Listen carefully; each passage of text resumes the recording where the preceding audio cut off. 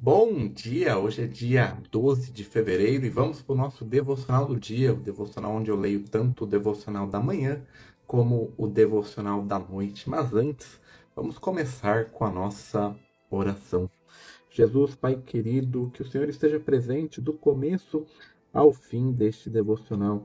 Que o Senhor traga para essa live todos que precisam ouvir essas reflexões sobre a sua palavra, que se encontra nos versículos de 2 Coríntios 1, versículo 5 e João 14, 16. Espírito Santo, se for necessário que o Senhor coloque em minha boca qualquer palavra para este devocional. Agradeço por estar conosco neste dia. Amém, amém e amém. Vamos lá para o nosso devocional do dia, começando com o devocional da manhã, que tem base 2 Coríntios 1:5. Então vamos ver a introdução da segunda carta do apóstolo Paulo aos Coríntios. Visão geral do livro, destinatários, autor e período da escrita. A igreja em Corinto começou com o resultado das atividades do apóstolo Paulo durante sua segunda viagem missionária, cerca de 51 a 54 depois de Cristo. O estado espiritual dos coríntios era tão ruim que Paulo teve que escrever mais uma carta com um tanto severa após a primeira.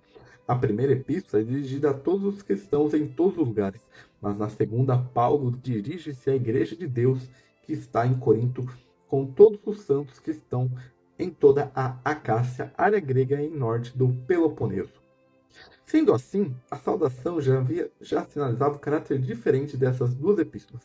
Paulo menciona seu próprio nome 8 vezes em sua primeira epístola em Coríntios, mas apenas 2 na segunda. A sua autoria das duas cartas foi ainda e é quase unânime aceita, mesmo por pesquisadores críticos. Alguns, porém, acreditam em 2 Coríntios 6, 14 ao 18 e 7, versículo 1, e os capítulos 10 ao 13, a carta de 4 capítulos tem sido escrito por Paulo em diferentes momentos e posteriormente inserido. A alusão a essa epístola é feita desde cedo por Policarpo, cerca de 70 a 155 depois de Cristo. Na segunda metade do século II, Antenágoras cita a carta como sendo apostólica. Irineu 140 a 202 e Clemente de Alexandria 150 a 215 citaram a carta pelo nome, entre outros. A intenção de Paulo era visitar Corinto durante sua terceira viagem missionária, cerca de 54 a 58, o mais rápido possível após o envio da primeira carta. No entanto, provavelmente devido ao retorno de Timóteo a Paulo, quando entregou a carta e trouxe de volta más notícias de Corinto, Paulo decidiu desistir de seu plano e, em vez disso, enviou Tito a Corinto. Ele deveria verificar o desenvolvimento da igreja de Corinto, bem como preparar a arrecadação para os irmãos pobres da Judéia em Jerusalém. Enquanto isso, Paulo havia deixado Éfeso, provavelmente por causa do tumulto descrito em Atos 19, do versículo 23 ao 41. Primeiro ele pregou o evangelho em Trode, depois, não tendo paz de espírito para permanecer ali, mudou-se para Macedônia, onde se encontrou com Tito.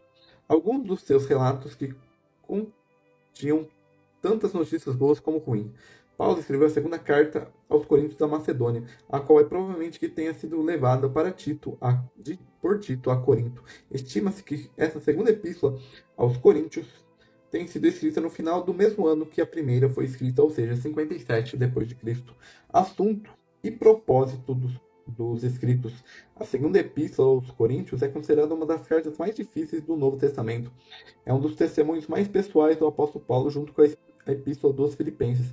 Ao contrário da primeira epístola aos Coríntios, essa não contém quase nenhuma passagem instrutiva, mas muitas que expressam os sentimentos pessoais de Paulo, enquanto a primeira carta é caracterizada por sua autoridade e doutrina. A segunda dá mais ênfase aos motivos internos do serviço de Paulo ao Senhor e seu profundo desejo de ter essa unidade de espírito com os coríntios restaurada.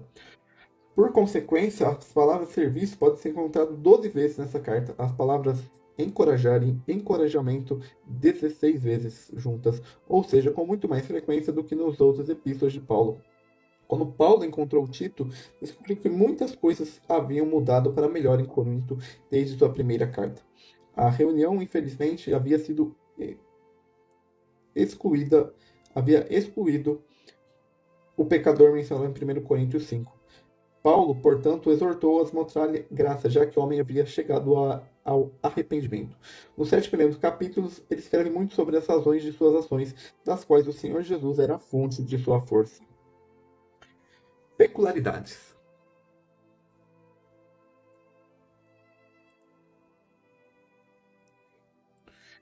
Tito, o apóstolo Paulo, o chama de meu próprio filho segundo a fé comum.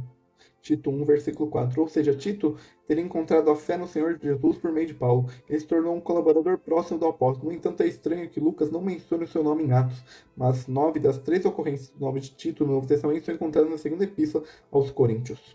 Tito é mencionado pela primeira vez em Gálatas 2, versículos 1 ao 3.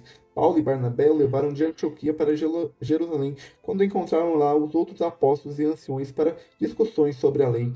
Aqui aprendemos que Tito era de origem grega. Depois que a primeira carta foi enviada aos Coríntios, a partir de Éfeso, Paulo enviou Tito a Corinto para examinar as coisas. Pouco depois se reencontraram na Macedônia, depois que Paulo esperou em vão por Tito em Trode.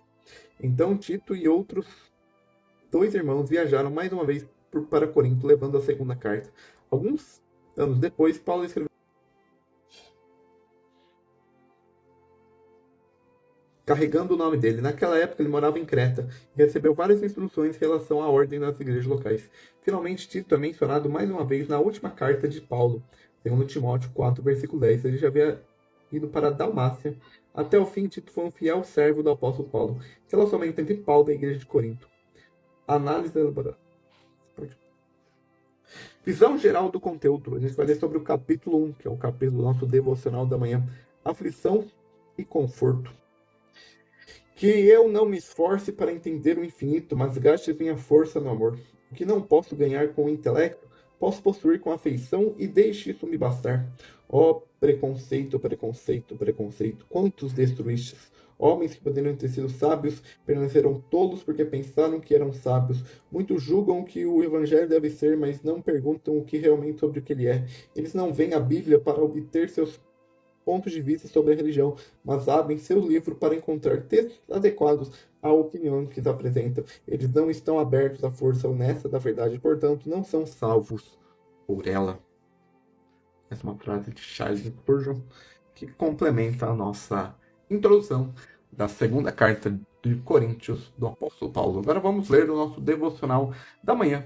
Porque assim como os sofrimentos de Cristo se manifestam em grande medida a nosso favor, assim também a nossa consolação transborda por meio de Cristo. Segundo Coríntios 1, versículo 5. Há uma porção abençoada. O soberano da providência tem uma balança. Neste lado ele coloca as provações de seu povo e naquele coloca as suas consolações. Quando a balança da provisão estiver quase vazia, você descobrirá sempre que a balança da consolação estará quase na mesma condição, e quando o prato da provisão estiver cheio, o consolação estará tão pesado quanto ele. Quanto as nuvens negras mais se juntam, a luz reveladora é mais brilhante. Quando a noite cai, a tempestade está próxima, os capitães celestes sempre estão mais próximos à sua tripulação. É abençoador que quanto mais formos humilhados, mais seremos exaltados pela consolação do Espírito Santo. Uma das razões que a provação dão mais espaço para a consolação. Grandes corações só podem ser forjados por grandes tribulações. A pá dos problemas cava o reservatório do conforto, ainda mais profundamente, e abre mais espaço para a consolação. Deus entra em nosso coração, o encontra cheio e começa a romper nossas acomodações para deixá-lo vazio. Então há mais espaço para a graça. Quanto mais humilde for o homem, mais conforto sempre terá, porque estará mais preparado para recebê-lo. Outra razão pelo qual nos alegramos em meio aos nossos problemas é o fato de, nesses momentos, fazermos os acordos mais íntimos com Deus. Quando o celeiro está cheio, o homem pode viver sem Deus. Quando a bolsa está estourando com ouro, tentamos viver sem muitas orações. Mas uma vez que nossas cumbucas não são tiradas, queremos o nosso Deus. Uma vez retiradas os ídolos da casa, somos compelidos a honrar Jeová. Das profundezas clama o Senhor. Não há clamor tão sincero quanto o que vem de pé das montanhas. Nenhuma oração é tão calorosa quanto aquela que vem das profundas da alma por grande provação e aflição. Portanto, eles nos trazem a Deus e ficamos mais felizes, pois a proximidade de Deus é felicidade. Venha, cristão aflito. Não se preocupe com o seu passar, com seus pesados fardos, pois eles são arautos de grande misericórdia. E essa é a nosso devocional da manhã. Agora vamos ler a introdução do Evangelho de João, que é o livro base do nosso devocional da noite.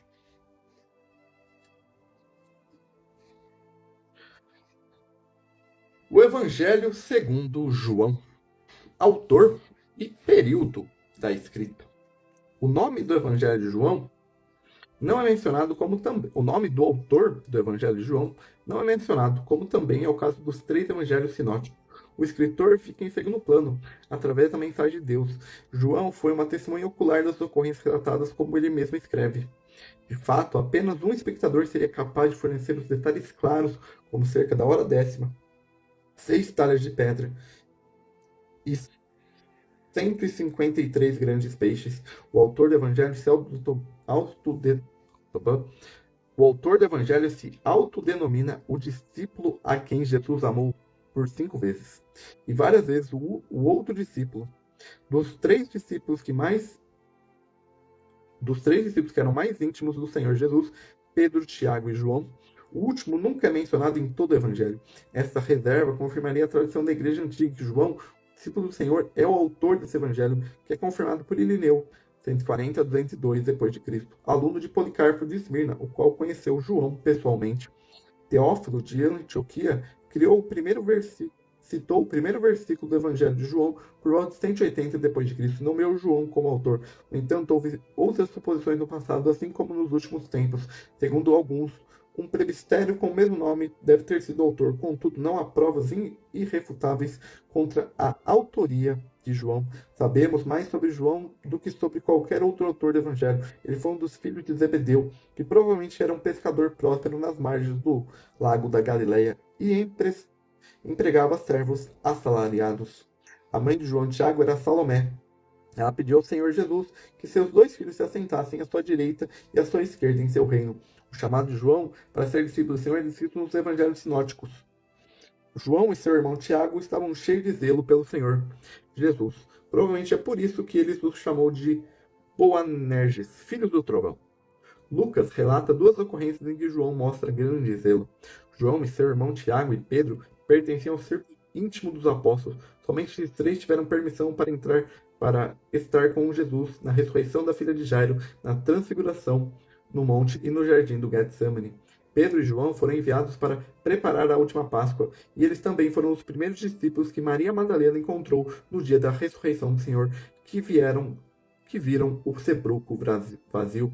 João estava mais próximo do Senhor Jesus no cenáculo em Jerusalém, quando os discípulos se encontraram pela última vez, e finalmente ele foi o último a estar esperando de pé, próximo à cruz de seu Senhor. Também foi ele que primeiro reconheceu o Senhor quando apareceu a eles no mar de Tiberíades. Após a ascensão do Senhor, encontramos João juntamente com Pedro, testemunhando pelo Senhor nos capítulos 3 e 4 de Atos. Depois o vemos como representante dos apóstolos em Samaria. De acordo com Gálatas 2, versículo 9, Paulo encontrou João em sua segunda visita a Jerusalém. Depois disso, João mudou-se para a Ásia Menor, Éfeso, onde é provável que tenha ficado até sua morte em idade muito avançada, por volta do ano 100 depois de Cristo. Porém, essa estadia foi interrompida pelo seu exílio na ilha de Patmos. De todos os livros da Bíblia, o Evangelho de João provavelmente é o livro que foi escrito por último. O conteúdo e a estrutura desse evangelho presumem uma familiaridade do autor com os 3 evangelhos sinóticos. Segundo a tradição desse evangelho, muito especial, foi escrito no final do 2º século depois de Cristo. Assunto e propósito dos escritos. Nenhum dos evangelistas tinha a intenção de escrever uma descrição completa da vida de Cristo de acordo com os princípios humanos, e, no entanto, os 3 primeiros escritores do Evangelho apresentam a vida e ação de Cristo resumida desde o seu batismo no Jordão até sua ressurreição e ascensão, e por isso que são chamados de evangelhos sinóticos. O propósito do Espírito Santo no Evangelho de João é outro. Dos 30 milagres listados no Evangelho sinótico, João menciona apenas um, a alimentação dos 5.000 no capítulo 5. Mas João descreve 6 outros milagres e não são mencionados em nenhum outro lugar. Isso soma 7 milagres. 7 é um número divinamente perfeito e suficiente.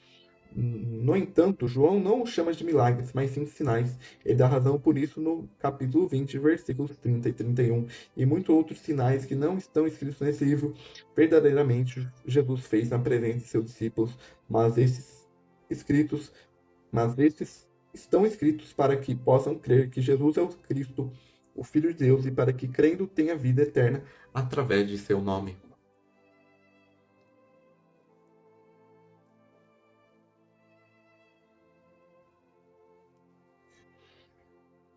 Essa afirmação de João é uma boa descrição do assunto e do propósito de seu evangelho. O Senhor Jesus é Filho de Deus. Encontramos o título Filho 29 vezes no Evangelho de João, nas quais 10 é descrito como Filho de Deus. Numa linguagem simples, quase infantil, com um vocabulário apenas de cerca de 700 palavras, João nos comunica de verdade exaltada que a palavra, o eterno Filho de Deus, se tornou carne. Portanto, ele não menciona nada como a genealogia, o nascimento, a infância de Jesus. Em vez disso, o primeiro versículo do Evangelho leva o autor de volta à eternidade. No princípio era a palavra. A eterna pré-existência do Filho de Deus é mencionada em João 8:58 e no capítulo 17, versículos 5 e 24. O Evangelho nos fala apenas de alguns milagres do Senhor Jesus e João nos chama simplesmente de sinais. Tudo isso serviu apenas para revelar a onipotência do Senhor. O homem Jesus Cristo é ao mesmo tempo Deus eterno que, como Senhor Jeová no Antigo Testamento, dizia a si mesmo: Eu sou o que sou. E quando o Senhor Jesus foi levado cativo, ele disse aos seus soldados: Eu sou ele. Eles recusaram e caíram no chão. Ele é o único a afirmar: Eu sou o pão da vida, eu sou a luz do mundo, eu sou a porta das ovelhas, eu sou o bom pastor, eu sou a ressurreição e a vida, eu sou o caminho, a verdade e a vida. João menciona várias vezes que o Senhor Jesus deu a sua vida voluntariamente. É por isso que este evangelho não menciona o tempo de oração do Getsemane. O Filho de Deus tinha poder para dar a vida e teve poder para tomá-la novamente. Os poucos incidentes registrados por João estão em ordem cronológica. Assim como no Evangelho de Marcos, João é o único evangelista mencionando três Páscoas em seu Evangelho. Essa é a principal razão pela qual assumimos que o serviço público do Senhor deve ter durado cerca de 3 anos. Peculiaridades. Diferentes entre os Evangelhos de João e os Evangelhos sinóticos. O caráter especial do Evangelho de João se deve em parte ao relacionamento entre o Filho de Deus e o povo de Israel. Em contraste com o Evangelho sinótico, o Senhor Jesus é apresentado como rejeitado desde o início. Repetidamente, os judeus, que são os líderes do povo, são vistos como os adversários do Senhor. Os judeus estão sempre separados do povo. No entanto, somente João descreve o ministério de Cristo na Judéia. Isso ocorre antes do seu ministério na Galiléia. João nos diz 4 vezes que o Senhor Jesus estava em Jerusalém. Ele não encontra tanta falta de juízo e desavença no Evangelho sinótico quanto no Evangelho de João. Os judeus pensavam no templo em Jerusalém, enquanto ele falava do templo de seu corpo. Nicodemos não entende que o Senhor Jesus quer dizer com o novo nascimento, e a mulher de Sicar não sabe o que é água viva. As pessoas não compreendem o que é o pão do céu, etc. Todos esses acontecimentos apontam o contraste que os homens não podiam separar entre as trevas e a luz, entre a morte e a vida, entre o mundo e Deus. O caminho da humanidade até Deus pode ser aberto pela fé, somente porque Deus, o Filho, se tornou homem e cumpriu as obras da redenção na cruz. A testemunha mais antiga do Novo Testamento. O registro do Novo Testamento mais antigo e reconhecido é um fragmento de papiro no Egito. Esse fragmento foi descrito pelo inglês C.H. Roberts em 1964. Ele descobriu que o fragmento trazia o texto grego de João 18, 31, 37 na frente e João 18, 37, 38 na parte de trás. Uma determinação mais explícita da idade desse fragmento resultou em seu tempo de origem por volta de 125 a 130 depois de Cristo. Se o Evangelho de João já existia no Egito nesse período, então o original deve ter sido escrito algum tempo antes. A presunção é que o Evangelho de João deve ter sido composto até os 100 depois de Cristo. Isso fortemente confirmado por esse fragmento extraordinariamente. Este papiro é mantido na biblioteca John Hillington, em Manchester, e possui a identificação P52. Os textos de João 7:53 até 8, versículo 1 ao 11. Juntamente com Marcos 16, 9 ao 20, esses versículos são os únicos do Novo Testamento cujas origens são questionadas pelas pesquisas críticas de texto. Esses dois versículos estão ausentes nos manuscritos gregos mais antigos conhecidos, bem como em algumas velhas traduções.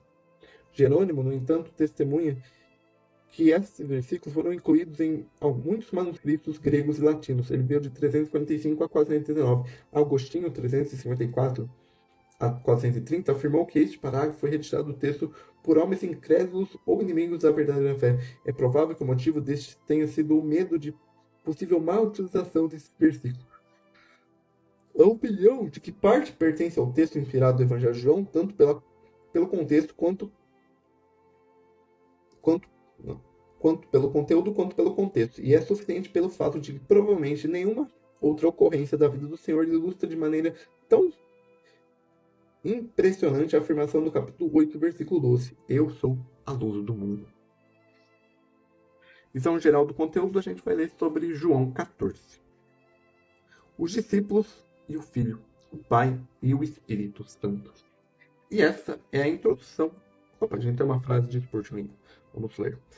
É uma lição abençoada para nós aprendermos que somos totalmente dependentes de Deus para todas as coisas, mas especialmente para as espirituais.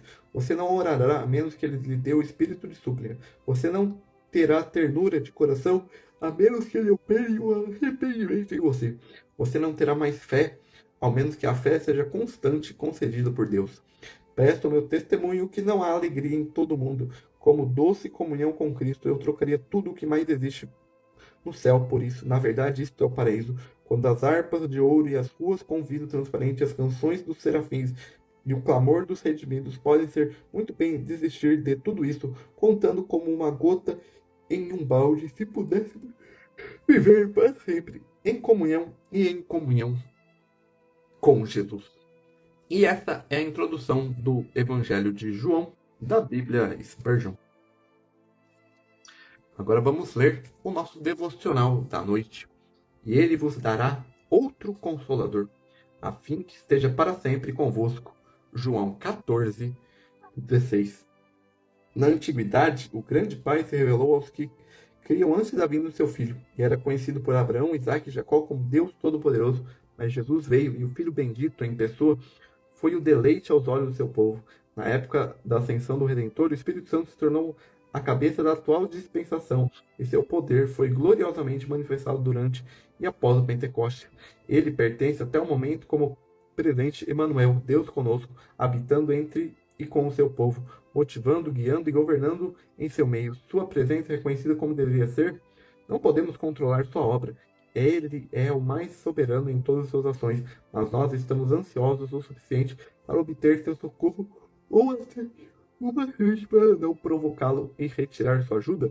Sem ele, não podemos fazer, mas por sua poderosa força, os resultados mais extraordinários podemos ser alcançados. Tudo depende de sua manifestação ou poder conciliador. Sempre os honramos com a nossa vida interior e o culto exterior com a respeitosa dependência que lhe é devida.